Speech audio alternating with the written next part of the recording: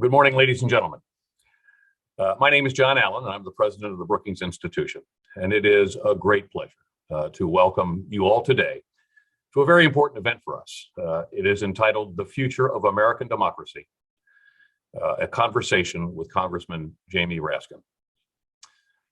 Many, if not most of us, remember where we were on the 6th of January, 2021. I was teaching a class to the students of the National War College, and at that particular moment, we were actually talking about the Constitution in our oath of office.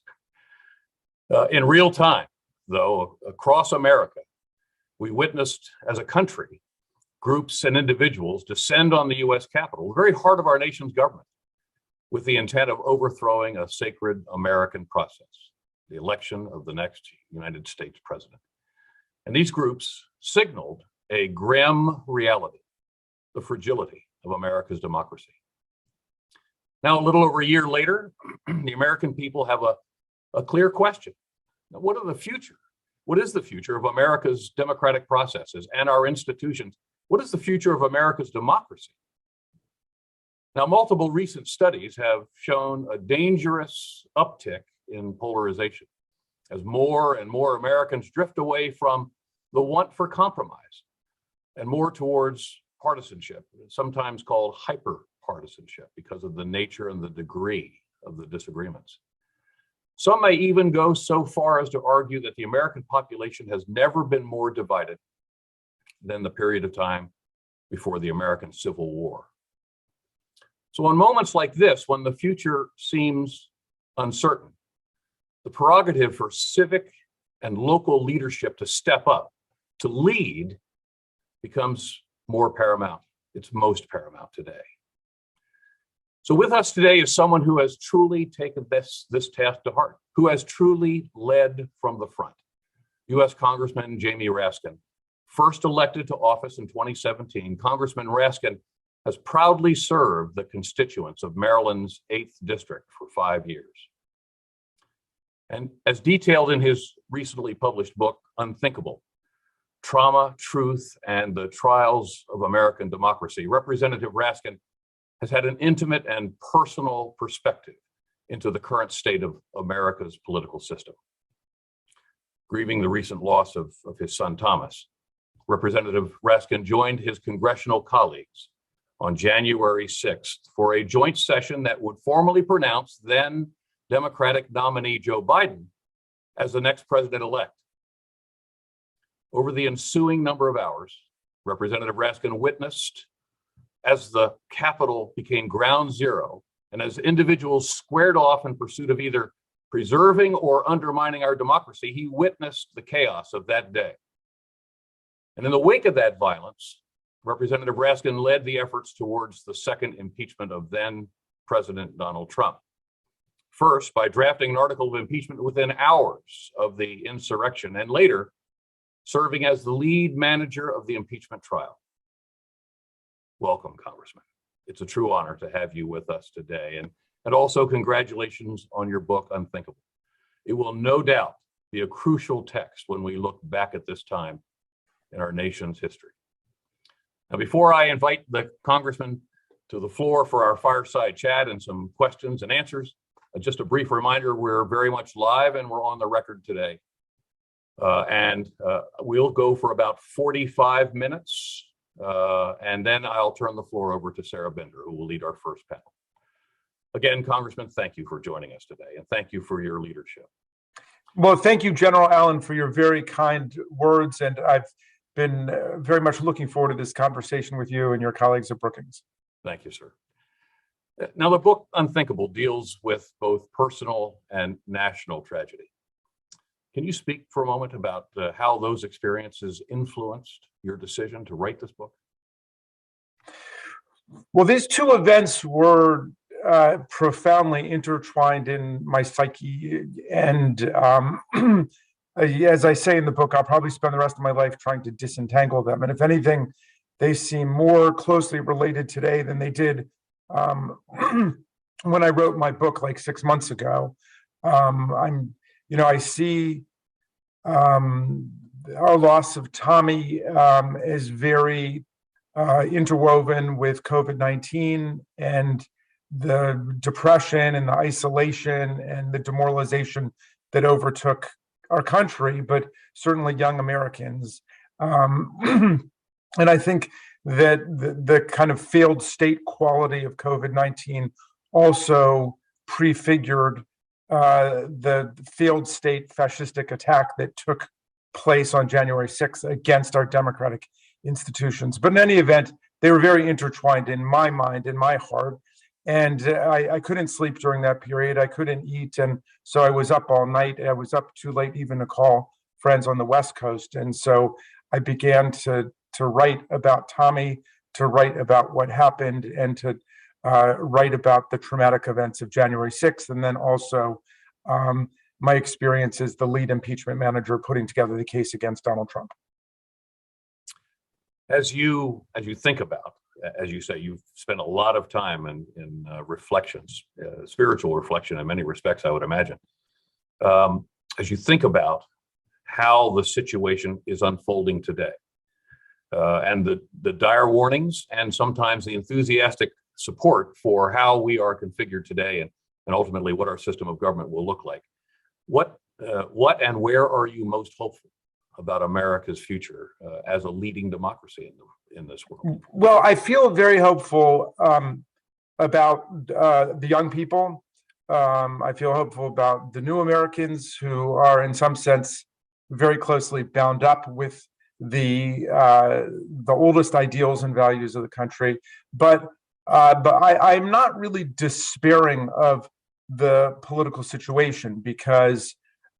Forgive me if I sound partisan here, John, but you'll come to see that I have as pretty much a strong critique of my own party as I do of the other party. But I will say that we have one pro-democracy party left, which is the Democratic Party, and this party is the receptacle of the hopes and dreams of the vast majority of the American people. I mean, Hillary Clinton beat Trump by 3 million votes in the popular vote, even when she lost to him in the Electoral College.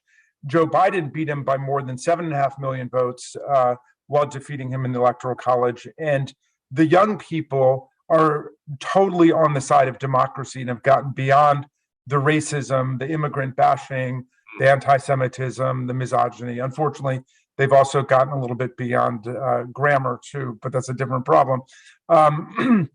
So I feel like it's a race between the majority will of the people of the country and then our antiquated political practices and institutions like gerrymandering of our elections, which of course is not in the Constitution, the filibuster, which is not in the Constitution, manipulation of the Electoral College. The Electoral College, of course, is in the Constitution, and we should be doing whatever we can to reform it and at least solidify the popular dimension of it until we can move to a popular vote for president. But what we've got is a contest between the majority will and kind of a bag of anti-democratic tricks. Is that what concerns you the most right now about the state of our democracy, or are there other things that, as we think about what an individual American citizen ought to be considering in doing for our country, what are those concerns that we should all, as citizens, be thinking about? Well, I think that's right. There's, we do have some rickety and obsolescent political practices and institutions that we need to get through.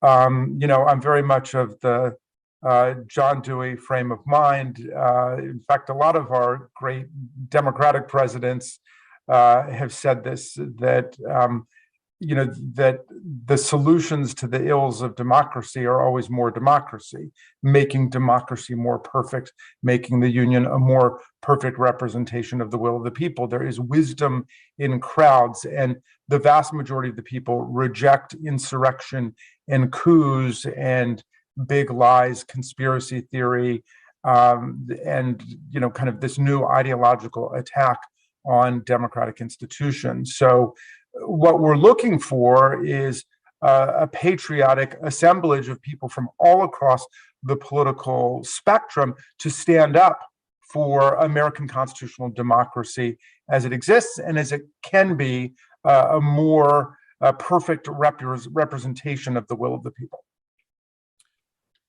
Does this, can this be the source of the beginning of the healing of the many divisions in the country? Because you've just gone down a list about racism and misogyny and the various phobias that are abroad today in our society. How do we go about beginning to heal these many divisions? Well, it's going to be through social dialogue and discussion. It also will require a lot of education, which of course our framers were adamant about, that we need to educate society and educate ourselves individually. All of the lying and the conspiracy theories and these totalitarian tactics are the opposite of education.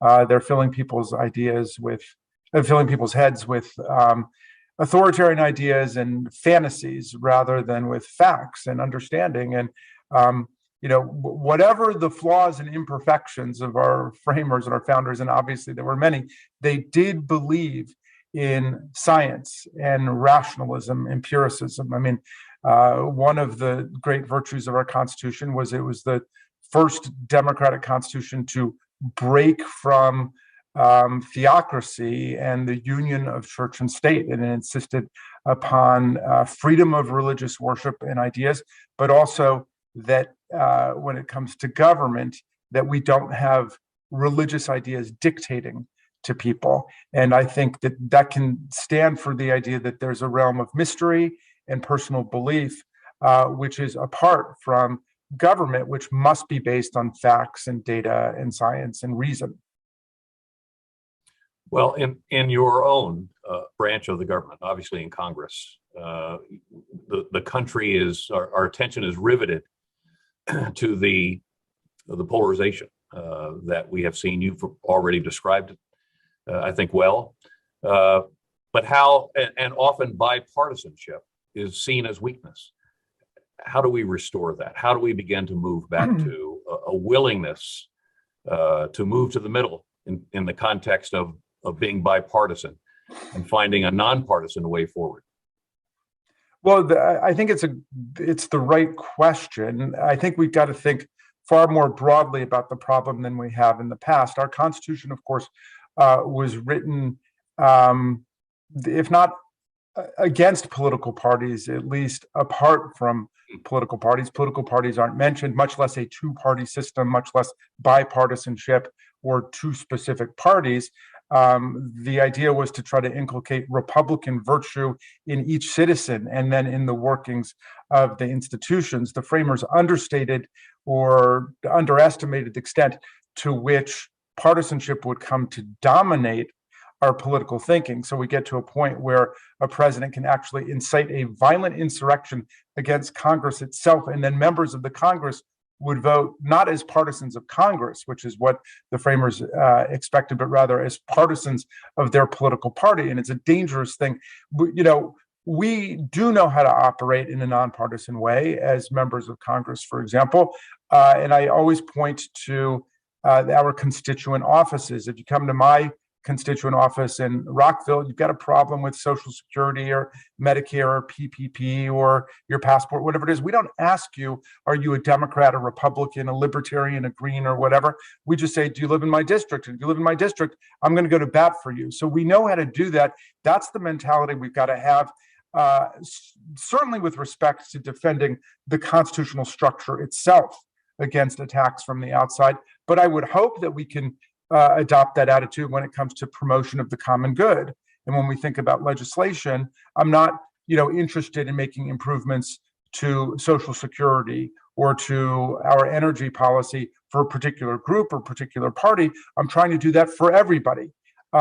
So I think the language of bipartisanship itself is a little bit of a trap, because there are millions and millions of people who hate both of our parties and who view themselves as outside both of our parties. And I think what we've got to think about is remembering that the word party comes from the French word parti, a part. Each party is just a part of the whole. And we can fight like cats and dogs between parties when we're in the election, and that's good because competition is good in politics, like in economics and sport and ideas and so on. But once we're in, we have to try to think about the whole and not just the part that helped us most get elected.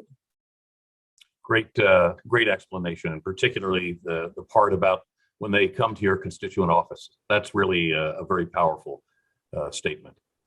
And I think we've talked about this before, that even though there appears to be some pretty big divisions in this country at this particular moment, we actually share a lot in terms of our values. And often there is much more that we share than we don't. Could I ask you to talk a bit about when you think about our shared values, what that means for the audience to get a sense from an elected representative when we talk about those two words, which are so important for the future of our country? What are the shared values that unite us and give us hope that we can move forward as a democracy that is functioning as it was intended to?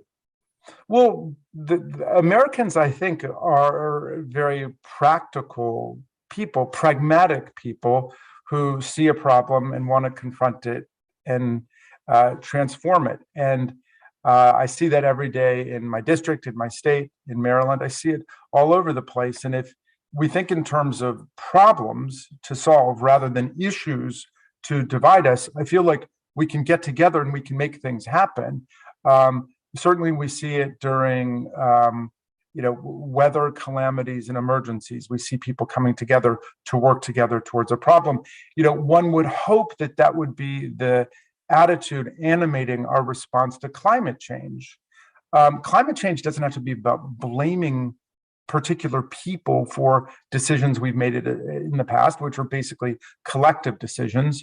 I do believe that some blame attends to those who are trying to deny climate change and block us from working together to make the changes that we need to make. But in truth, climate change should be an opportunity not only for us to unify the whole country, but to unify us with other countries working together to save us against this common enemy. It's not about the assignment of blame, but it's about the mobilization of our capacities to build resiliency into our political and economic institutions generally. And I think that is a profoundly American attitude. That's something that can and should unify us. But what we've got is this ideological crusade organized around one guy on kind of an authoritarian cultish basis, which is totally outside of the mainstream of American history. And I don't mean to deny that he's picked up on things like racism and white supremacy and immigrant bashing that have a history here. But we're really so far beyond that. And we know we're so far beyond that. So I've got to believe we're going to come out of this. It's going to be a political struggle because, as I was saying, the tools and implements of political control can be in the hands of political minorities against the majority. That's the struggle that we're in. But culturally and socially, John, I mean, you would know this better than me, but I think that our country is ready to confront the problems of the new century, does not want to be dragged back into debates about fascism and race and all of those things that made the 20th century such a nightmare in so many ways. I think you're exactly right. And we are poised, I believe, to have those conversations. We've certainly had the reckoning on race in the last couple of years that has surfaced so many of these issues that we have to talk about, that we have to embrace the solutions to. Well, if I could make a plug for one of your fellows, Fiona Hill's book, which is about the structure of economic and social opportunity in different countries, is so critical because it's the failure to address the lack of opportunity for so many people in so many societies that creates a temptation to move in an authoritarian direction. But if we get that right, if we make opportunity real for everybody in our societies, for everybody, then I think we won't be dragged back into the nightmare conflicts of the 20th century. And, we've got our own problems to deal with right now in terms of plague and disease and climate change and so on. And let me just add that they're also on other panels today, but we have a very rich body of research going on these very issues about race, justice, and equity in this institution. And we are fully committed, obviously, to the analysis and policy recommendations that can improve the quality of life of all Americans across the entire spectrum.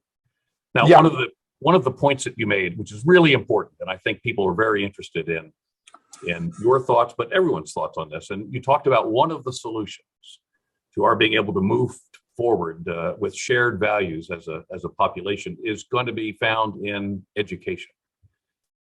Could you talk a bit about when that term is raised, what is the education that we need to consider for our youth? As you say, they're our future in this regard. For our youth, for the population in general right now, what role will education have in strengthening this moment for our democracy? Well, I wish my friend Fiona Hill were here because I know she's got an excellent perspective on this. But look, my take on it is that we have to think about education much more broadly. So much of education traditionally, we know in lots of societies around the world, has simply been about the reproduction of social hierarchies in power. So it's kind of been about exclusion rather than inclusion, and it's been about monopolization of ideas rather than the sharing of ideas and the battle of ideas. So the development of all the new technology, rather than making propaganda and lies more available to people, should be making education more available to people. And we need to be thinking about ways that we can see education as something that is going to take place for everybody at every stage of life. It's a continuous process that uplifts everyone. So I think we need a little bit of a reckoning of the way that education has been exclusionary and hierarchical and limited, as great as our institutions have been in different ways, opening it up further and improving our ability to mobilize knowledge and critical discussion and debate. The internet should be an occasion for such celebration in terms of the opportunities for bringing people in. And I know that there are things going on the internet which really do bring people in and make education a lifelong process and deepen it. But we do need some social investment in that process to make it happen.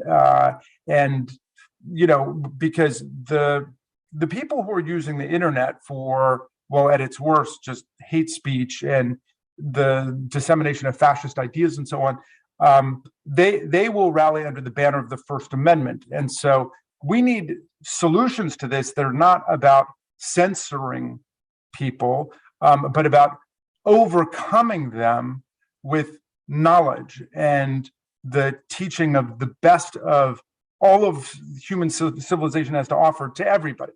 I mean, I think that's going to be our way fundamentally to defeat the epistemological crisis we're in, with people simply denying things like climate change, who won the 2020 presidential election, what happened on January 6th. I mean, we're being buried in constant Orwellian totalitarian revisionism.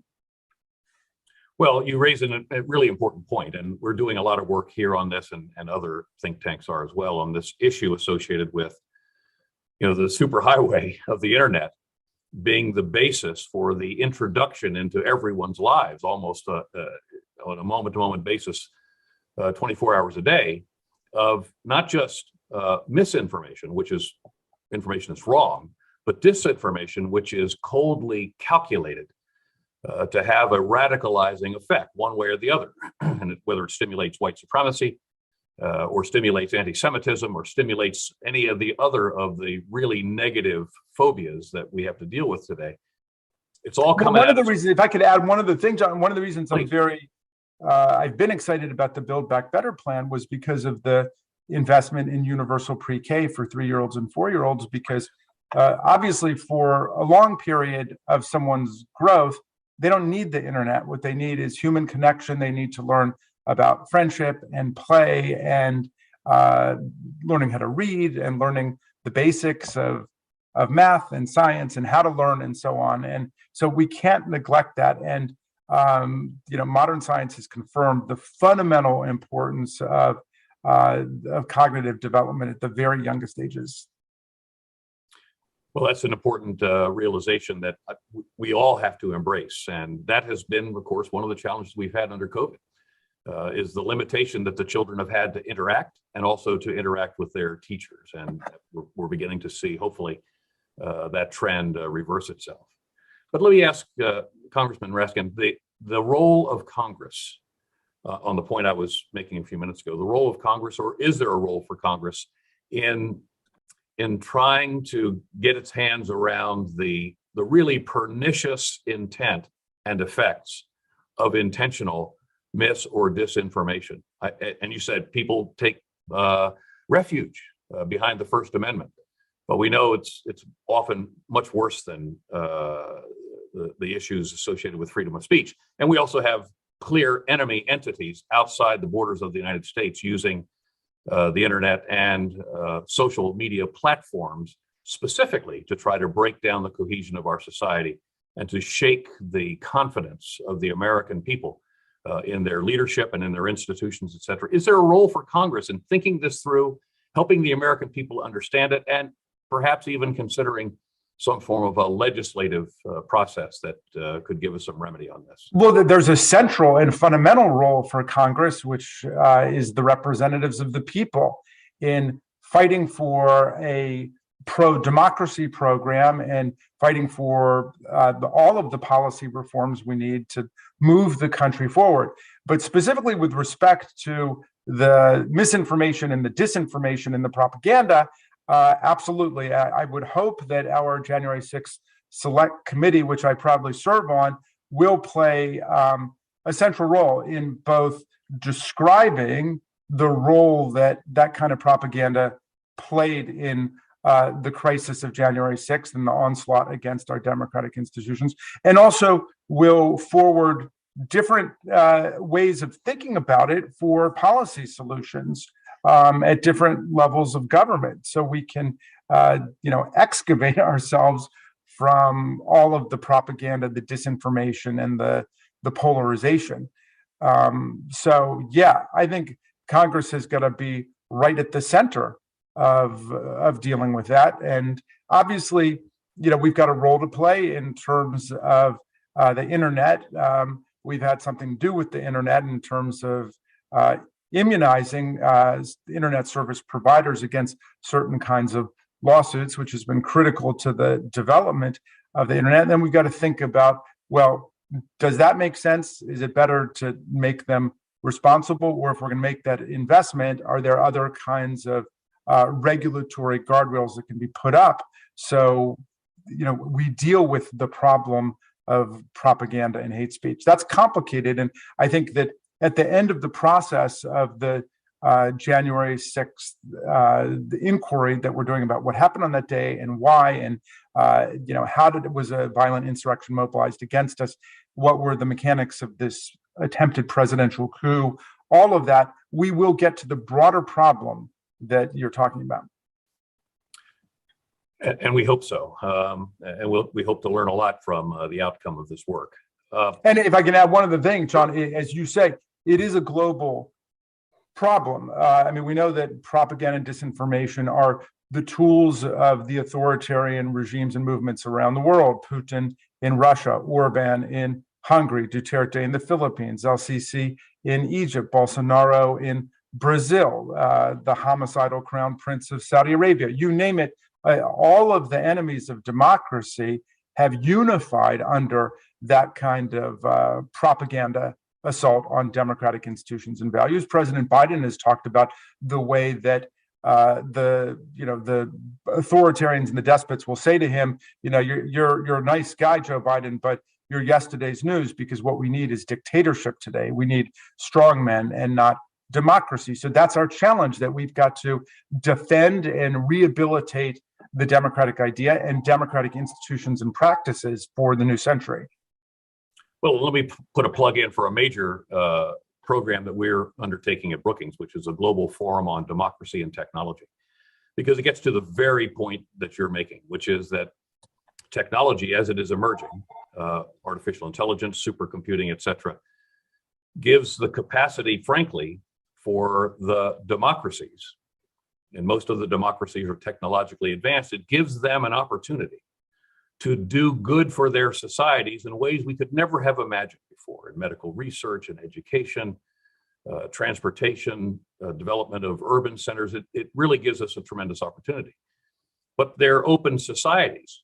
And these same technologies, as you've just pointed out, really give the autocrats and the illiberals and the authoritarians and the totalitarians, it gives them a capacity both to surveil, suppress opposition in their own countries, but also to penetrate our own societies. And we have to understand this as we go forward. And this is one of the things that we've embraced with our own research and undertaking a global look at this in the context of how democracies can ultimately aggregate their commitment to the rule of law and human rights as we embrace these technologies to further the good that these can do for our society, rather than to strengthen, as you say, strengthen the dictators who will invariably use these technologies against their own populations. That's excellent. As we go forward as a society, and you hear the term frequently that all politics is local. And I think, as you said very well, lots of the healing that will be necessary for our democracy going forward has also got to be local. What is the role of civil society as we see this, the momentum moving forward on strengthening our democracy? Well, civil society is completely unimportant in the authoritarian societies and the dictatorships. Civil society, if anything, is a threat to the character of the political regimes, right? And so it needs to be totally subordinate. I noticed in today's newspaper that Daniel Ortega had just taken over the private universities in Nicaragua, having taken over and subdued the public universities. But in a democratic society, civil society is the essence of what we're fighting for, right? I mean, we have got to view civil society as a central element of what democracy is. It is the social organism that inhabits the free space of a democratic society. So the civil society has taken a hit in a lot of ways, COVID-19 being one of them, as it has stifled so much social activity.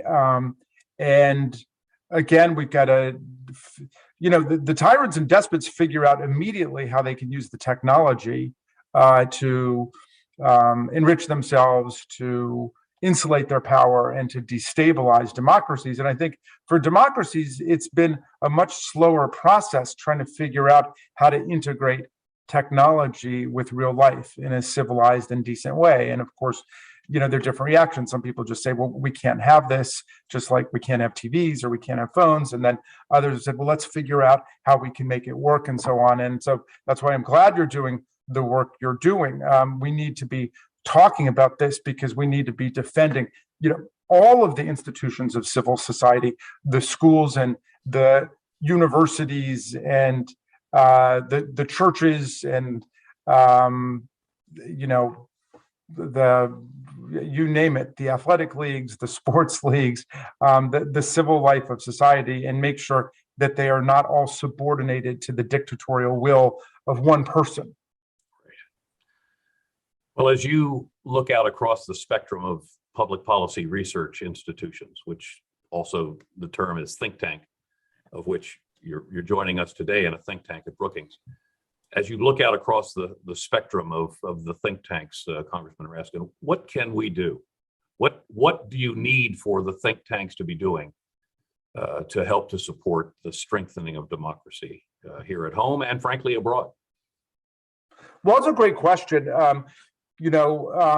There are lots of think tanks that I draw a lot from, including the Brookings Institute and Fair Vote, the Center for Voting and Democracy, which does a lot on electoral institutions, the Institute for Policy Studies, which my father was a co-founder of, the Cato Institute, which has done such great work on freedom and so on. There are some think tanks that really subordinate themselves to particular political parties or even particular politicians. And that's obviously a denigration and bastardization of the idea of what a think tank should be. And I don't know to what extent the different think tanks come together around the defense of democracy. But I think that if ever they did, now would be a perfect moment to do it. And that might break down some of the unnecessary walls that exist between them. I mean, to move democracy forward in the 21st century is going to require ideas coming from a lot of different places. Some ideas that have been called radical, some that have been called conservative, some that have been called liberal, some that have been called libertarian, what have you. We're going to have to bring together the best of all of those ideas to defend democracy against authoritarian attack. And I think the think tanks, which I don't know if that's an American innovation or not. It feels like American innovation, but in any event, I think we do have a thriving policy sector and think tank sector. Getting the think tanks together to figure out, what sorts of common values and programs there might be would be a great thing to do. Well, let me assure you that, in fact, many of the think tanks that you would think of here in Washington, we are in fact thinking about this, and we're sharing ideas. And the good news is as well that we're talking to many of our counterpart think tanks around the world, because many of them are under direct attack. Their ideas by the authoritarians and the illiberal societies. And in some respects, these are outposts of democracies and outposts of values, just as in some respects they are serving. And I don't know if this particular book exists, and I don't mean to give you guys homework or anything, but I would love to see a book, coming out of Brookings or a collection of the pro-democracy think tanks that confront directly the ideas, to the extent that they exist, of the Steve Bannon universe, like what these people are actually saying and what it means. And, is there merit in any of them, or is all of it just a shell game to try to, open up the closets and pull out the ghosts and the skeletons of the 20th century? Is it just a way to go back to racism and fascism and anti-Semitism and misogyny and authoritarian ways of doing business? I think it's definitely worth a study. Well, we'll certainly take a look at that. What I will tell you is that there are some that serve that purpose, and they were purpose built to do that. Or they were funded ultimately to do that. But I'll also tell you that there are think tanks around the world today that we deal with from time to time, or all the time, where our colleagues in those think tanks are in fact at personal risk, because they are taking a stand on behalf of human rights, and they are taking a stand on the rule of law, and they are taking a stand on the direct assault on the democracies of their countries. And that's clearly another important role that our think tanks can play, is the defense of intellectual life in other societies where, just writing an essay or an op-ed can get you thrown into jail. That's exactly correct. We have just a couple minutes left. Let me ask, I probably should have asked this at the top of the chat, the fireside chat, but let's go back to the 6th of January last year. As that really long and traumatic day came to an end, can you share with us what your thoughts were in terms of the experience you had just had, and how that was going to shape your commitment to democracy going forward? And I think we have benefited from that so far this morning, and we've all benefited from your leadership on the Hill and from reading the book that you have just written. But as you walked out of the Capitol that night, what was going through your mind, sir? One thing that was going through my mind was trying to understand what had just taken place. And I could see already on that first day 3 levels of sedition, if you will, 3 rings of activity. And one was a mass demonstration which turned into a mob riot involving tens of thousands of people, many of whom had been innocently drawn to Washington for a wild protest called by the then president. But that level of action resulted in the injury and the wounding of 150 of our officers, who ended up with broken necks, vertebrae, lost fingers, broken jaws, traumatic brain injuries, post-traumatic stress syndrome, and so on. A second ring, a middle ring of activity, was what I could perceive was the realm of the insurrection itself. That is, organized domestic violent extremist groups like the Proud Boys, the Oath Keepers, the Three Percenters, the Aryan Nations, the militia groups, the First Amendment Praetorian, the QAnon networks, which had actually been training for battle, some in paramilitary fashion, and came to smash out our windows, knock down our doors, begin the assault against our officers, and lead the storming of the Capitol in order to interrupt the counting of electoral college votes. But the most terrifying ring of all was the innermost ring, the ring of the coup. And we think of that as not really an American thing. We don't have a lot of experience with coups in our own country. And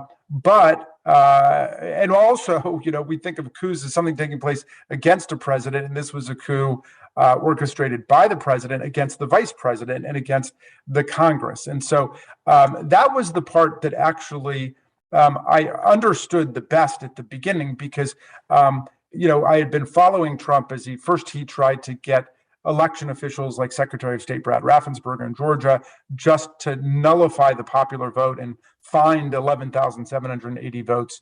And when that didn't work with dozens of election officials, he tried to get state legislatures to just overthrow and nullify the popular vote and install electoral slates pledged to him.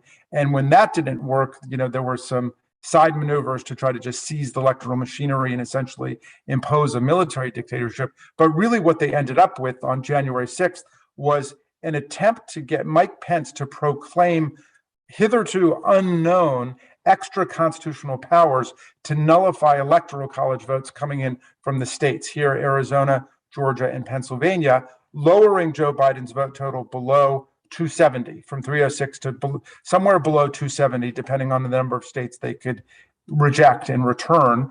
And what that would have done under the 12th Amendment was to immediately convoke a so-called contingent election under the 12th Amendment. And the reason for that was they understood that in a 12th Amendment, even though Speaker Pelosi and the Democrats were in charge, we would be voting not one member, one vote, but one state, one vote.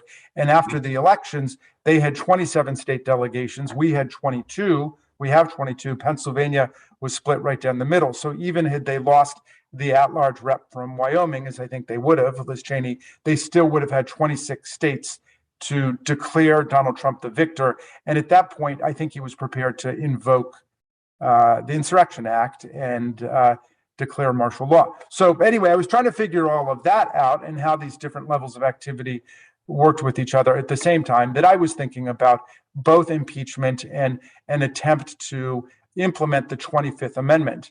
Because remember, everybody was really afraid that this wasn't the end, that there would be further insurrectionary activity, further attempts at a coup. No one knew what Donald Trump would do in order to consolidate his hold on power.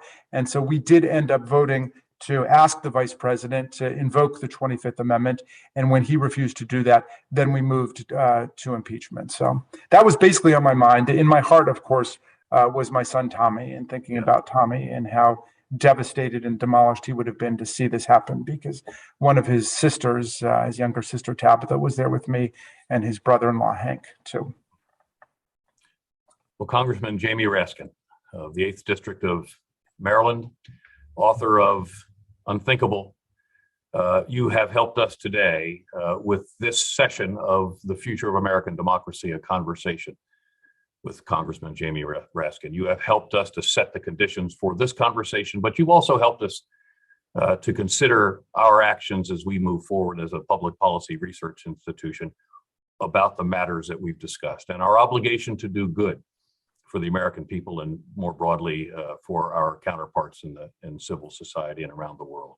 Can't thank you enough for joining us. Well, thank you, General Allen, and for all of your great work and the work that your colleagues do at Brookings. And I'm delighted to be part of the conversation. I wish I could stay and hang out with you guys, but the people of the 8th District beckon, and I've got to go out and see some people right now. How fortunate they are. Thank you very much for joining us, and I'll turn the floor over to Sarah Binder. And thank you, Congressman Raskin. Thank you. Thank you, sir.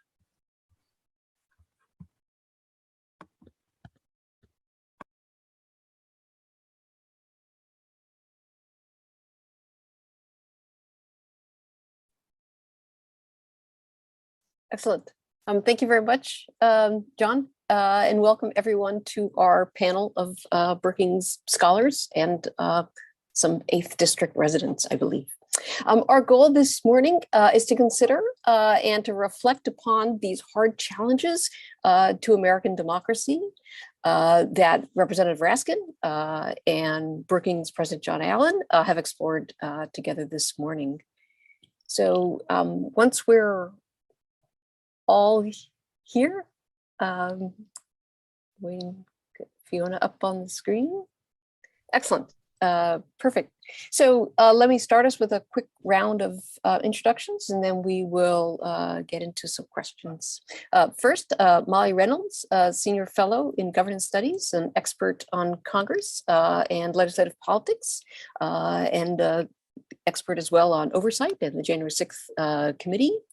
Quinta Jurecic, Fellow in Governance Studies, a Senior Editor at Lawfare, expert on technology, misinformation, and much more.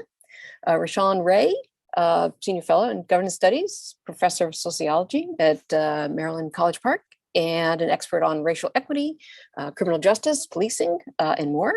And Fiona Hill, Senior Fellow in Foreign Policy, expert on European and Russian affairs, national intelligence, security, and more. Okay, so this morning, if you'd like to submit a question, you can do so by going to Twitter at BrookingsGov, using the hashtag, I was going to say pound US democracy, that's capital U, capital S, capital D, democracy, or by email, easier, events@brookings.edu.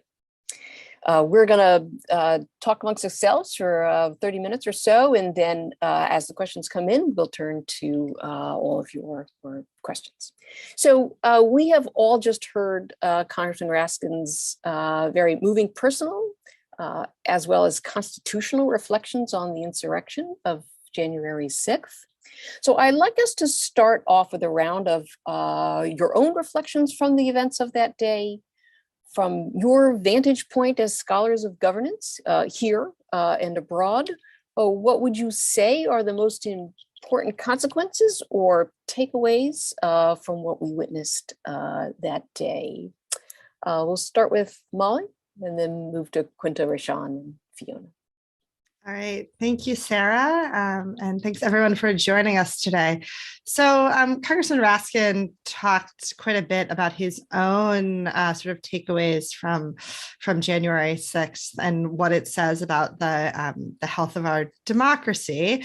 And I suspect that my colleagues will also have really perceptive things to say. But as someone who thinks about the United States Congress as an institution, I would say that the sort of biggest takeaways for me were, one, that so many elected members of Congress were willing, even after a physical attack on their building and on their own safety, to still return to the floor after the violence had ceased and cast votes to disregard the electoral votes from Arizona and Pennsylvania. And just simply sort of what that says about the Representative Raskin talked about the need for members in certain moments and at certain times to put aside their partisan affiliations and sort of stand up for the institution of the Congress, the institutions of democracy.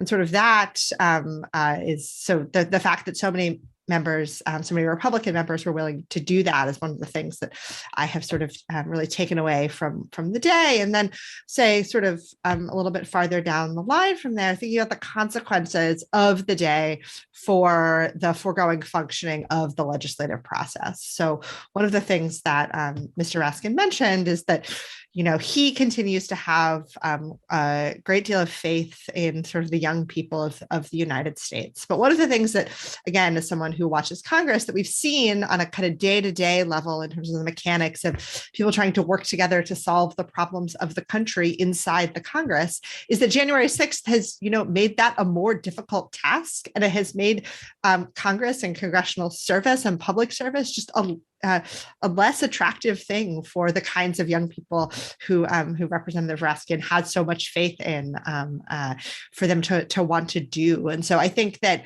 one of the things that in addition to the very big picture things to take away from the 6th, is that it has simply made it more difficult for the people who go to work every day on Capitol Hill to try to solve the myriad problems of our country beyond sort of the rising authoritarian impulses and anti-democratic forces, all of the other problems that we also face. It's just made it harder for folks to do that.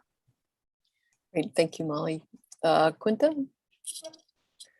Yeah, as Molly says, I think that Congressman Raskin's reflections on what it was like to be a member of Congress and to work in Congress on the 6th are really striking, particularly so in my view, because the Republican Party is going through a bit of an internal fight about whether or not to use the Republican National Committee's language, the events of January 6th constitute legitimate political discourse.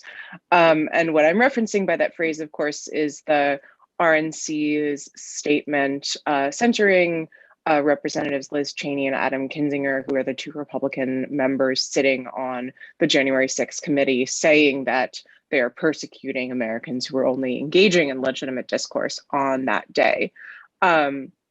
And that phrasing has raised a lot of questions about what the RNC was referring to. They said that they weren't referring to violent rioters. I think there's arguably a little bit of ambiguity, perhaps intentionally, in that statement, but that the conversation that was stirred up around that, the fact that the RNC walked that back, defended itself, Senate Minority Leader Mitch McConnell then came out and said that the events of the 6th were not legitimate political discourse, really underlines for me how, first off, the sort of role of January 6th in the civic memory of Americans is really unsettled, that a year and change on, there is not agreement that the fact of a violent attack on the US Capitol was a bad thing, or even there's not agreement that there was a violent attack on the US Capitol, or if we do agree on that, we might not agree on who did it, which is itself striking.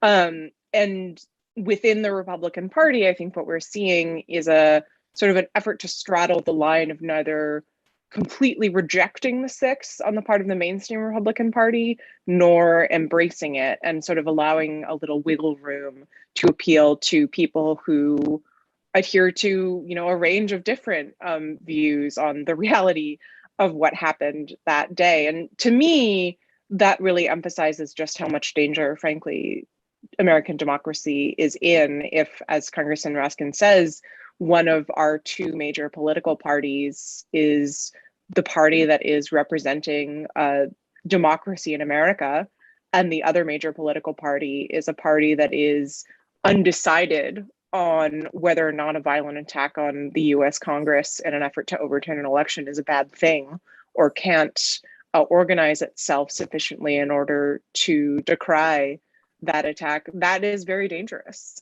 because it means that the continuance and health of American democracy is to some extent dependent on the continuing victory of one party, which is, of course, concerning insofar as that party may not win, but also in the sense that we shouldn't want that. A healthy democracy, it should be possible to have many different outcomes of elections and for that democracy to still continue.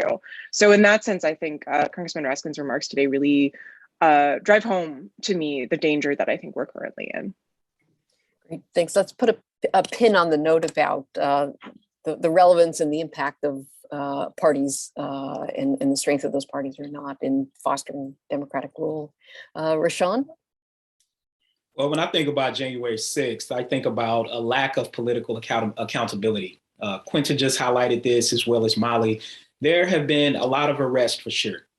But part of what we know is that the lack of political accountability for individuals who it's become clear to some of us knew certain things and might have played a larger role in this process. Individuals who have been elected. And then we know, if we look back on the 2020 election, there were people who participated on that day, who ran for office and have since been elected. And I think for a lot of people, it further drives a lack of trust, and that there are a select few who are playing a game with people's lives. You know, one of the things that Representative Raskin noted, he stated that we're beyond that, and that was white supremacy. It is this divisiveness. He was talking about the fact that we are in this democratic experiment and that people more or less buy into that. But sometimes that gives me pause when we hear those particular statements, because he then said, he was like, well, of course, we just look back on the 20th century and there was a lot of racism going on there and we've moved on. And then you think, well, before the 20th century, we had the 19th century and people that look like me were still enslaved. And before that, even more so. And now here we are in this particular century, and we've had this insurrection. And I think we have to be honest as Americans that in every aspect of American history, we have had these problems. Yes, there's been a lot of progress, but admitting that some of us actually want America to look quite different and actually want only a few people to control it, I think is emblematic of what we saw on January 6th. And while people like Representative Raskin are walking the walk, there are not enough people doing so. I'm unsure if there are even people talking the talk. And as James Baldwin stated, I can't necessarily believe what you say because I see what you do. And faith and follow through are different things. So accordingly, we can have faith in our democratic experiment. But until all of us are actually able to actualize it, that's something different. On January 6th, I remember reflecting just days after January 6th, looking at the narratives, hearing what people were saying. And I said, wow, there's going to not be any political accountability. And again, Representative Raskin, he stated that he's on this committee and there's going to be accountability. We're going to see, because history tells us that we aren't there yet. But accordingly, the comparison that I thought about is guns and Sandy Hook. And I thought, okay, wow, if Sandy Hook did not lead to America grappling with a very different relationship with guns, similarly, if January 6th, if the insurrection of domestic terrorists storming the Capitol, aiming to uphold white supremacy and American ideals only for a select few people, didn't change the status quo, then what is that saying about us? And what we need in Washington, on Capitol Hill, as well as in state legislatures, is more political will. And I think that is the big reflection that I have, is from the moment that happened, I was like, there's going to be a lack of accountability. There's going to be a lot of scapegoating, and people who should be responsible for this are not. They're going to run for office again. They're going to get elected again. They're going to use January 6th as a soundbite, and people's lives are going to continue to not be as well as they could be. Great. Let's come back to several of those points. First, about accountability and what we think of the January 6th committee and whether it's poised to perform that type of any type of accountability, and also the point about the roots of January 6th. I think we should come back to too. Fiona? Thanks very much to everyone. I mean, these are really excellent points from Molly, Quinta and Rashawn. And I think, at least just to offer, a slightly different perspective, which actually ties into everything that they have said here. From the outside, looking in at January 6th, and of course I was here. In fact, I was right here in this little Zoom space that I always seem to be these days since the beginning of the pandemic. So I remember exactly where I was actually in watching things in real time on my computer and on the television. But I also started to get a lot of emails and calls from friends and family overseas who were completely shocked by what was happening.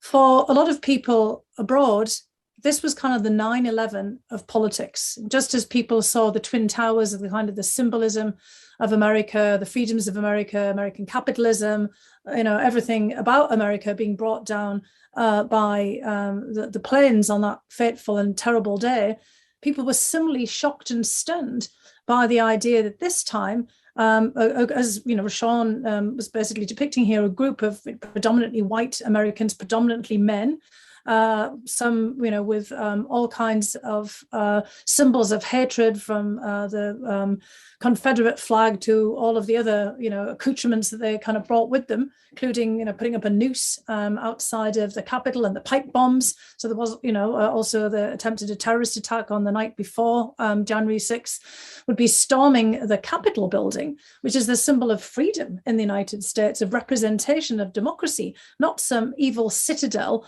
that is seen as something alien to be conquered. That was just a massive shock. And I think that while we're basically engaged in our own domestic debates, we don't realize the impact this has had internationally. Because the United States had a very powerful example with its democracy, free and fair elections. We were the gold standard in many respects of certainly attempts, notwithstanding all of the other problems that we've laid out on the table here, of trying to actually conduct an election in an admirable fashion. And for all of the people who actually handled the election and oversaw the election and supervised the election, there were also foreign observers. There was an agreement that the election of 2020 was one of the most secure, the most free, and the most fair in American history, against the backdrop of the pandemic. And so then that jarring juxtaposition of, kind of what would have been a successful election and then an attempt to overturn it was just completely shocking. And the kind of scenes that you would see in other settings, in fact, we saw them relatively recently in Kazakhstan with the storming of government buildings and the burning due to socioeconomic protests. There wasn't a socioeconomic protest there, but what actually did turn into a power struggle, which is, basically on the streets of Almaty, the southern city of Kazakhstan, with great violence. And that's what this became. It wasn't a socioeconomic protest. It was a power struggle, but a group of people trying to retain power. And that's the second observation that I had. I was in the middle of, writing the book that Congressman Raskin referred to. And I had to completely rethink it. And in real time, I realized that what I was seeing unfolding before my eyes, just like many other people saw it, was an attempt at a coup, or was part of an attempt at a coup.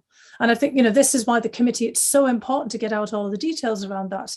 Having been in the Trump administration and, having been called up as a witness in the first impeachment trial and having, seen for myself this effort to subvert our national and foreign policies by President Trump, I'd already become very attuned to the fact that he was trying to stay in power by all kinds of means, a phone call with President Zelensky of Ukraine, for example, all kinds of other manipulations. And there with that rally, which I'd been partially paying attention to, and then with the events of, basically inciting and encouraging a mob to storm the Capitol, was further evidence of what was a slow motion ongoing process to overturn the election and to stay in power. I wrote about it immediately afterwards. A lot of other people have written about it as well, but that was also how it looked from the outside. And again, while we're having our internal discussion, which is vital, we have to remember that the eyes of the world are upon us as well. Because if the United States fails at this experiment, if we fail at the accountability that Rashawn is talking about, if we reverse all of the things that Molly and Quinta are referencing as well, the importance of a two-party system, and we want the Republican Party to survive and prevail and not become a cult of personality. We want to have that vibrant democracy of a healthy two-party system that we've had in the past. If we fail at this, then there's not much hope for democracy elsewhere, because we keep forgetting the role that the United States has played since World War II in helping to rebuild democracies in Europe and still being a kind of a flagship and a beacon around the world. Well, we've lost that right now. It's completely tarnished. And what we would probably expect to see is more of the same elsewhere if we kind of fail to also really fully bring accountability to the system and try to reverse some of the problems that we've seen there. So this debate that we're having is going to be watched and scrutinized very carefully, not just in Washington, D.C. or around the United States, but around the rest of the world as well. Thank you, Fiona. It's important to keep our blinders broadened for sure. Let's turn to some of the issues you've raised in answering this question. I think it'll be helpful to think a little bit more about the roots of what we saw on January 6th. Do you want to say, each of you, a little bit about how you see that? How much is stemming from what we might think of as the Trump personality and the Trump presidency, or are there deeper, longer roots here? Some Rashawn has referenced already, but can we knit it together a little more fully? And then when we get to Fiona, maybe think about where else do you see these sorts of movements? Do you see reflections of these movements abroad as well? We'll go Quinta, Molly, Rashawn, and then back to Fiona. Sure, absolutely. I do think that Rashawn is absolutely right that, to really understand the 6th, that you do have to look farther back than the Trump presidency, and that the 6th makes the most sense understood as a kind of revanchist action aimed at reestablishing largely or exclusively white control over American political life. That, one of the instances in the descriptions of the Capitol police officers who were there on that day that I keep coming back to is the testimony of Officer Harry Dunn, who is Black and has testified about his incredible exchange with a rioter, a white female rioter in the Capitol, who told him that everyone had voted for Trump, and he responded that he had voted for Biden, and did his vote not count? And at that point, the rioter called him the N-word. And I think that, that interaction really seems to encapsulate so much about the six, insofar as it was not only, I would argue, a violent insurrection and a coup attempt, but also an effort to say that, white Americans, or a certain slice of predominantly white Americans, are those whose voices truly count, that are truly American, and that should truly be represented in the halls of government. And that the voices and beliefs of other Americans who didn't fit that description de facto did not count, because they didn't fit into those, demographic and cultural categories. I do think that, I don't want to underplay the role that Trump himself played in this. I mean, I do think that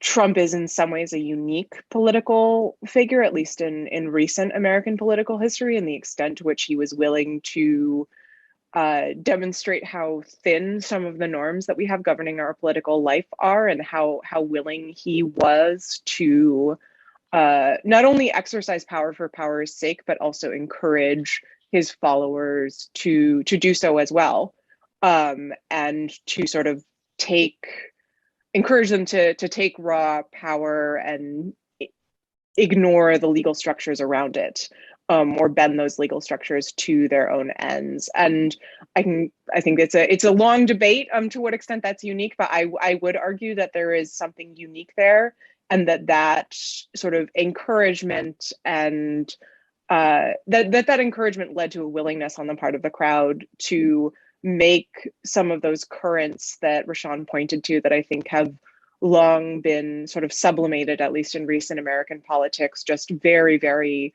present and violent in a new way. Thank you. Rashawn, and then Molly.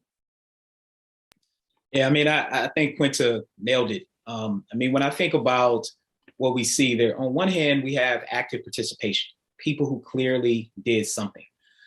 And then, of course, we can have people who are participating in some sort of conspiracy, where they might have not directly engaged in the act, but of course, they help to facilitate it.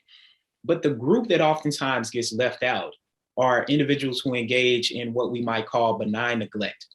So they knew that it was happening. They didn't do anything.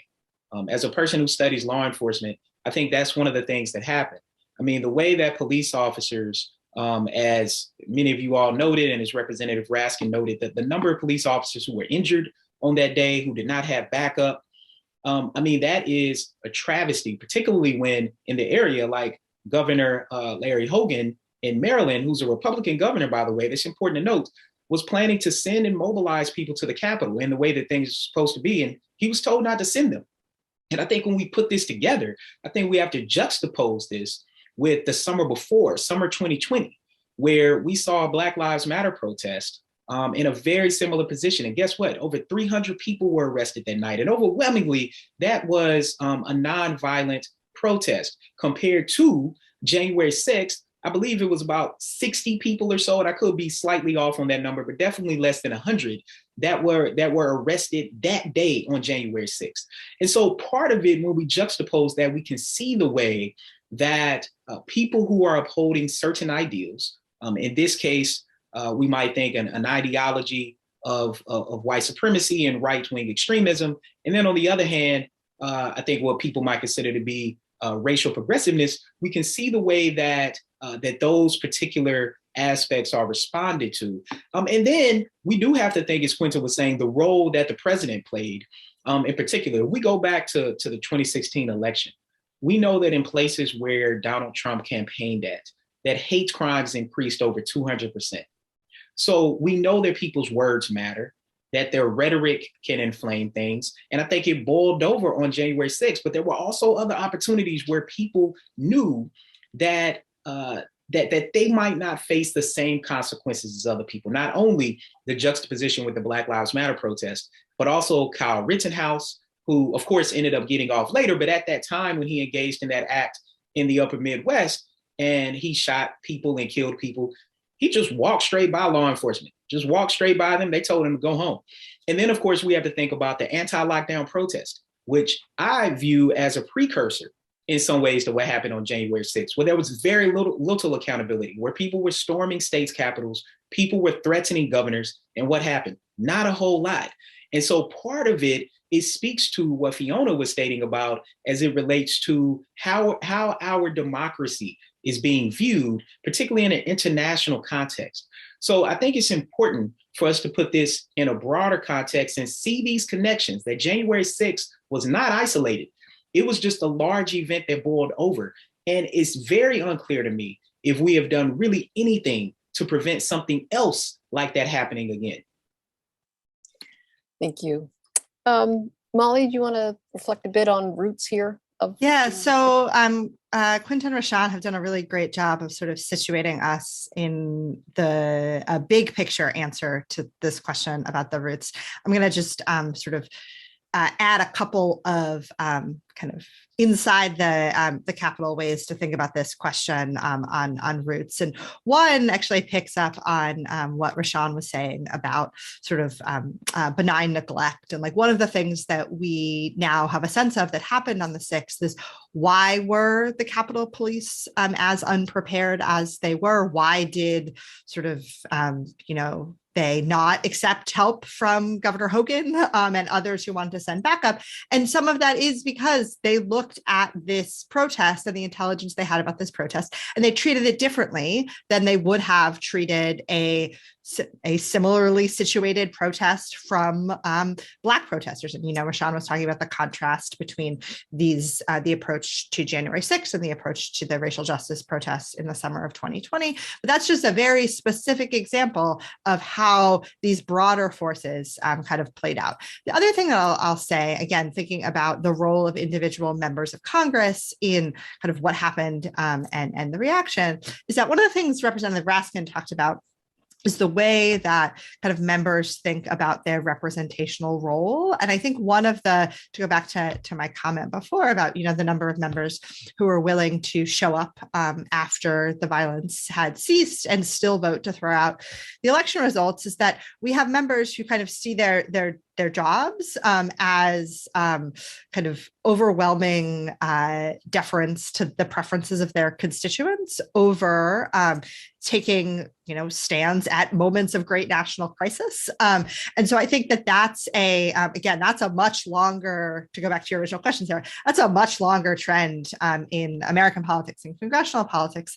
And then the last thing that I'll say, and this actually goes to something, Sarah, that I know you've written a lot about, which is the very specific role, I think, of over time kind of stretching of procedural norms. So one of the things that Representative Raskin also talked about is the degree to which at the crux of all of this was this idea that like Mike Pence could do something. He had power on the 6th under the rules and the procedures and the law to do something other than simply open the envelopes and announce the results of the votes. And kind of how did we get to a world where people thought that was true? And I would posit that I'm not going to say this is the cause of that, but sort of several decades of kind of boundary pushing and stretching and envelope pushing of legislative procedures has gotten us to a place where there are people to whom it seems plausible that Mike Pence has power to do this because of kind of the ways that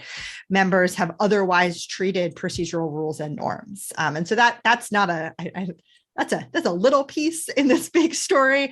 But I do, as we kind of go down, and then maybe Fiona will take us back up again to think about the different pieces of the puzzle. Great. We could come back to these questions. There's some from the audience about norms versus institutions and what was the bedrock here and why are they seem to be crumbling. Fiona, do you want to offer us some thoughts on where else we see these types of tensions or authoritarian tendencies? Where would you say to be the roots where we see them elsewhere?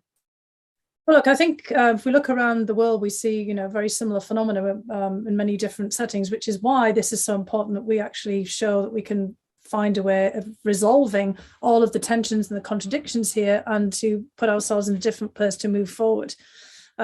Picking up on what both John Allen and Jamie Raskin said about always striving for that ever perfect union, which is always off there in the future, but it's certainly in the preamble to the Constitution. It was certainly at the founding of the Republic of trying to think about this was going to be a work in progress and how we were always going to fix it. And as Rashawn has pointed out, we've got a long tail on some issues that just kind of keep cropping up over and over again. And clearly is a big message to us that we have to do something about this.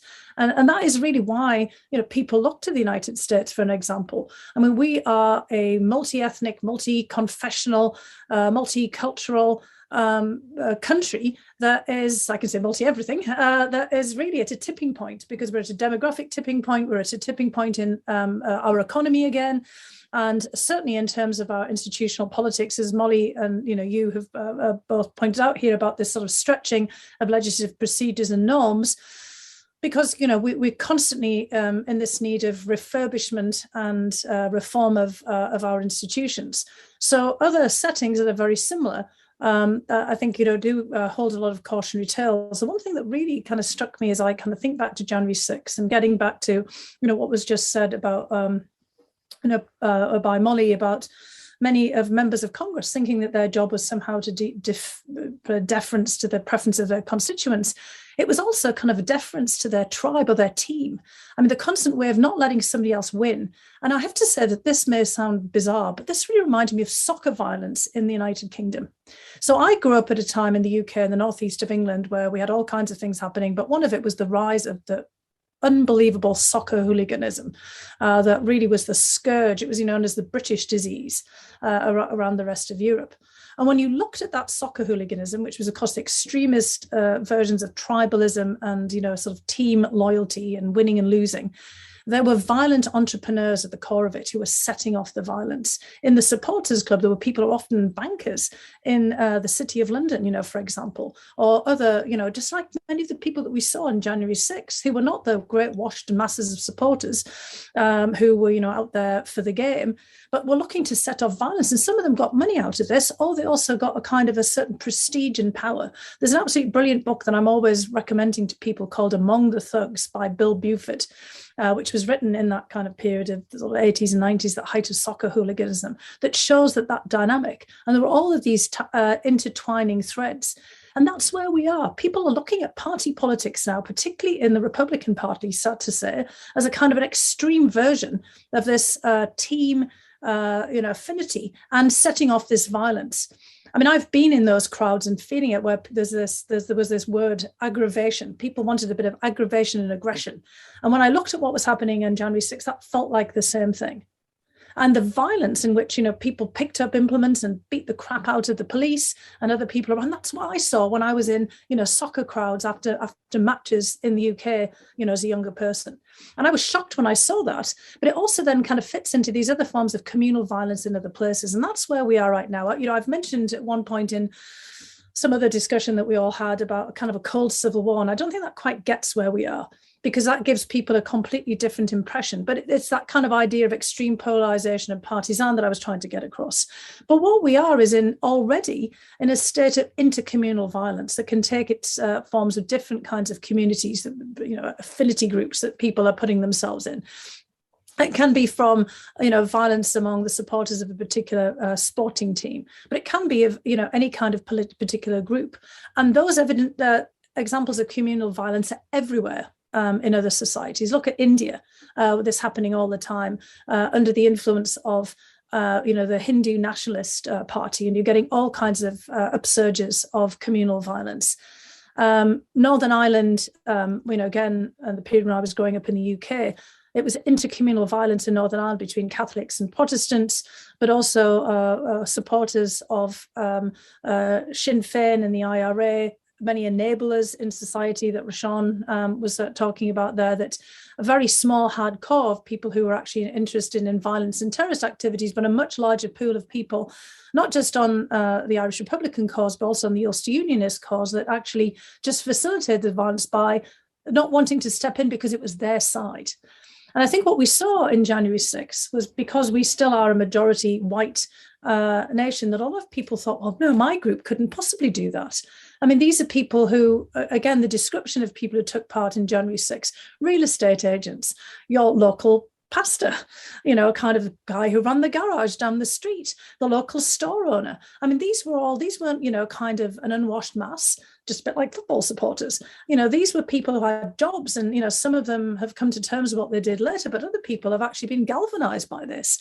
And others have looked at it and thought, well, those people are like me. I can't possibly imagine that these people could be extremist. And that, again, is why it's so essential to have accountability, because every other society that's on the verge of this kind of phenomenon has intercommunal violence that's already breaking out, is going to be watching us to see how we deal with it, because we have to nip this in the bud. Thank you. Let's spend a little more time on this point about accountability.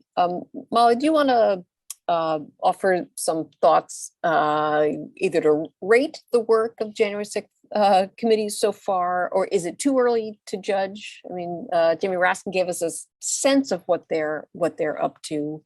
But how important is how they've come so far? How would you rate the chances, or what type of accountability might emerge?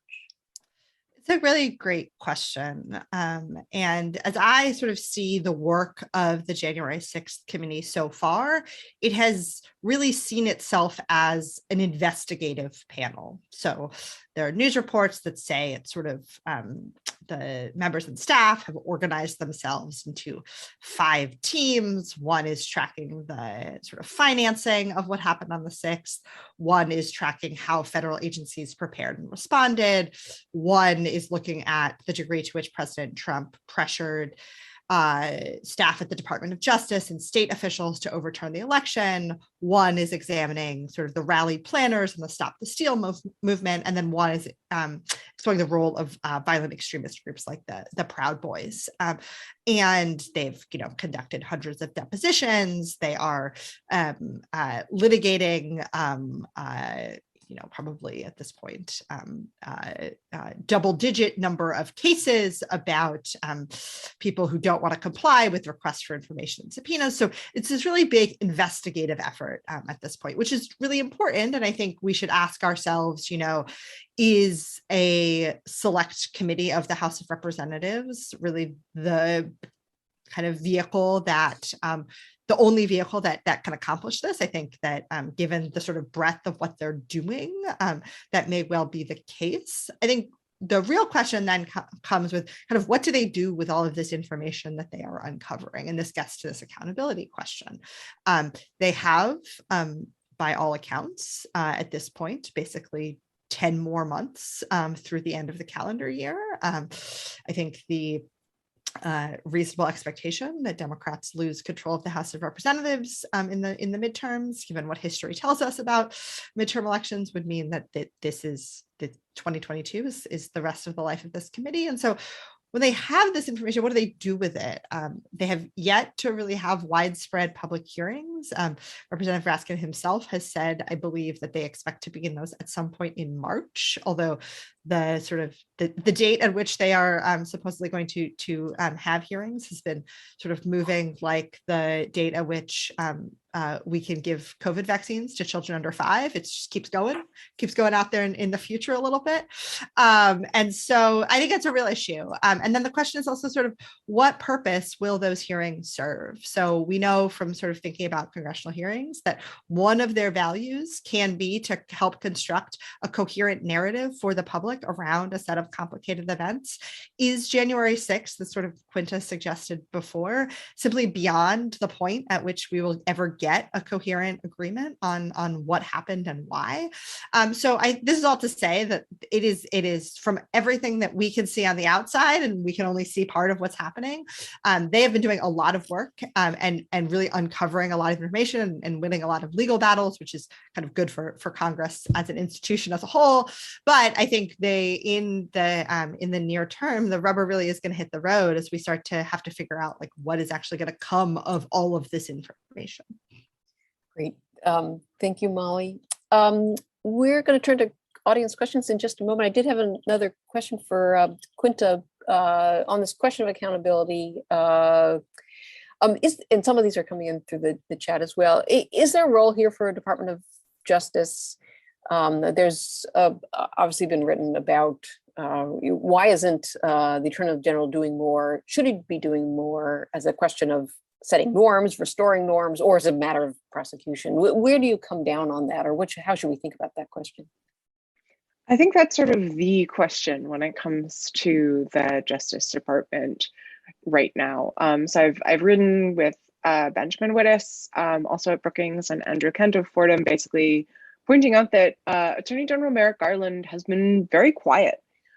He entered the role of Attorney General speaking in both his confirmation hearing and in his initial remarks after being sworn in to the Justice Department, saying that he understood his role as someone who, wanted to restore the independence and integrity of the department after a very difficult 4 years, during which it was sort of repeatedly under attack by Trump trying to really bend it to his will. And yet Garland has been very quiet. He did speak recently about the prosecutions of the January 6th insurrectionists. And shortly after that, we did see the indictment on a seditious conspiracy charge of a number of members of the Oath Keepers militia. So that's pretty important, and I think shows that DOJ is taking this seriously. Seditious conspiracy charge is something pretty heavy to throw around. But you're absolutely right that, we have not yet seen any indication or heard anything from the department that it's looking at the higher political echelons. So Trump, those in his immediate orbit. Obviously, there have also been some suggestions that members of Congress might be criminally investigated for any role that they had in the riot. And the department has been quiet on this. So I think that, that there are competing norms here. As you kind of hinted, Sarah, there's one argument is, well, we don't want the department to look as if it's going through political prosecutions. We don't want it to look like it's prosecuting enemies or perceived enemies of President Biden, and that itself would be harmful to public trust in the department at a really politically divided time. On the other hand, as you also pointed out, there is a good argument, and I think I would put my cards on the side of this argument, that showing that the department is committed to equal justice under law requires a willingness to go after offenses committed even by those in power, wherever that may lead. That doesn't mean pursuing a prosecution where one isn't merited, but I do think it means investigating and sort of going to the end of the line and seeing if charges might be merited. Now, we don't know that the department isn't doing that. Like I've said, they've been quiet. They haven't said that they're not pursuing it. But to me, I think that silence is in itself notable. And I would argue that the department, that it would be beneficial for the public conversation if the department gives some signal one way or another in how it is thinking about possible criminal accountability for these actors, in particular former President Trump, because in the absence of that, all we can really do is cross our fingers and hope that the department is thinking about this in a serious and careful way wherever it comes down. And if we're thinking about restoring public trust, I don't think that's good enough. Thanks, Quinta. So many of the questions that have come in are many of them variants of, well, what is to be done? Some on questions of disinformation, misinformation, what are the important guardrails to install or reinstall. So I thought maybe we do a round here, but starting with Rashawn, you've of course done tremendous work on anti-Black bias amongst policing. Could you suggest where the policy needs to go? Especially, I think, given the stalemate that we've seen on the congressional angle in dealing with criminal justice and policing reforms. Yeah, it's a great question. Oftentimes where people go, and Representative Raskin, he talked about it in what, as a sociologist, I would call from an interpersonal level, that it needs to be people speaking up and people need to do stuff. But when we look throughout history, the changes that have been made when it comes to addressing racism have primarily been done through policy. They've also primarily been done through the president's pen, particularly executive orders. And so people are looking at President Biden saying, look, okay, you've said that you're going to put a Black woman on the Supreme Court, kind of all of this, the 3 or 4, I guess, that are on the current short list, I mean, are highly qualified. And so thinking about it from that vantage point, it's important to put this in a broader historical context just quickly. Well, honestly, actually, we don't even have to go that far. We can go to yesterday when Howard University has been, I think, now growing up to about 10 historically Black colleges and universities that have received bomb threats over the past several weeks. That is very reminiscent of what happened in the 1940s, 50s, and 60s, when what was happening? When we were in a racial awakening, where it was going to take people with a lot of political will to do something about it. And guess what they did? And things got better, and things have been better. But what's important for people to note is that things can reverse. So accordingly, what we need is the discussion that you were just having with Quinta. The Department of Justice definitely needs to step up. And I think they have been, particularly when it comes to thinking about policing. There are a series of investigations, pattern and practice investigations of police departments around the country that oftentimes I think gets missed in the headlines, but my research documents that those go a very long way.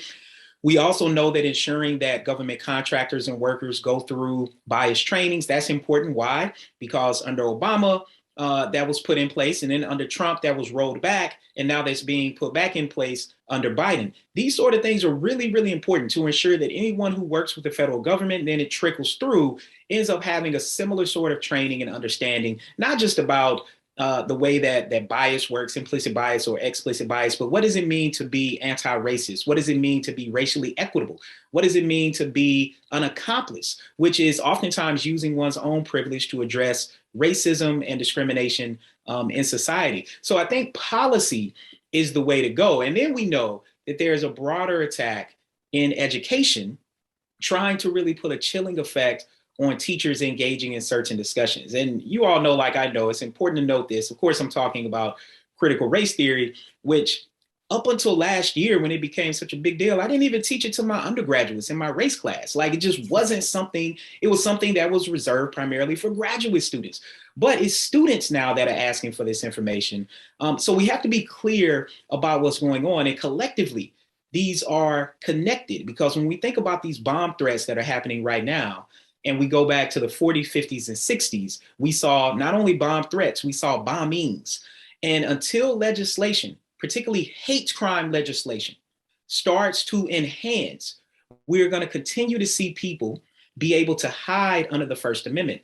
And eventually you're going to get incidents like what we saw on January 6th. You're going to get incidents like what we saw with the Mother Emanuel AME Church massacre in South Carolina by Dylann Roof, which, mind you, played a big role in Biden actually being president. Because I think, like you all know, but I think it's important for people who might know this story, when he was vice president and Obama was president, they go to South Carolina to be at this church. Obama gives the eulogy.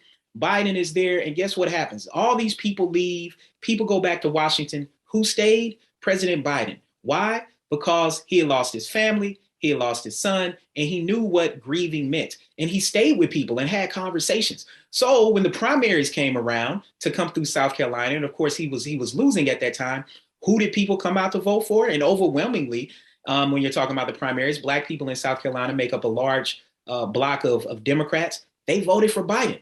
So these things become connected in an interesting way. And we know that Biden ran for office because of the statements that Trump made about Charlottesville and what happened there. But we have to have policy beyond the rhetoric. And I hope I've laid out a few examples of things that could be done and strengthened. Great. That's very helpful, kind of knitting it all together there, Rashawn. Quinta, do you want to say a little bit about a question here about disinformation? Is there something that can be done? Congressman Raskin talked a little bit about it, but do you want to kind of frame the issue for us here? Sure, absolutely. I think that, disinformation can be a tricky term. It's sort of become a major part of discussions around public life in the United States and around the globe, really since 2016, sort of sparked by Russian trolling online around the 2016 election. But I think often what we're really talking about when we talk about disinformation is polarization, a lack of trust in one another as citizens, as fellow members of society, in institutions. And And so it's hard to say, how do we address disinformation without, I think, addressing those underlying factors. You can say, try to limit the material that people get online that, say, undermines their confidence in elections, or undermines their confidence in the safety and efficacy of the coronavirus vaccine. But at the end of the day, it seems to me that there's a, that can have some effect, but perhaps a limited effect if one major political party and social and political groups with which people feel affiliated and feel a strong connection to are encouraging people to believe in those things and putting out all kinds of media that people seek out and want to see. And so I think that, that isn't to say that there aren't interventions that could be made to sort of make our information environment healthier. I think often, it's easier to kind of take these things, scoping them very narrowly, say, what do we want from Facebook in particular? Perhaps more data. Perhaps we want to break Facebook up, although I'd question whether that would, help with the problem of disinformation. Maybe what we want is we want to think about, the role of cable news, or as Congressman Raskin suggested, we want to think about the role of civic education in our schools. So at the same time as disinformation is, a huge topic that touches on these sort of tectonic social issues, I also think in some ways that it can be more useful in terms of thinking of what to do by scoping our interventions very narrowly. That's unsatisfying because it means that there's no magic fix, and I wish that that there were. But that's ultimately my sense of the best way to think about this problem. And I'll be interested to see, as Congressman Raskin mentioned, what the January 6th committee has to say, both about the role of misinformation in the January 6th attack, and he suggested they might have some policy recommendations. I'll be looking forward to see what those might be. Great. We have time for an audience question for Fiona and then for Molly, and then I think that will bring us to the close. So Fiona, someone asked that one message the U.S. delivers in developing countries is the concept of peaceful transition of power, and calls to those who lose in fair elections to admit election results.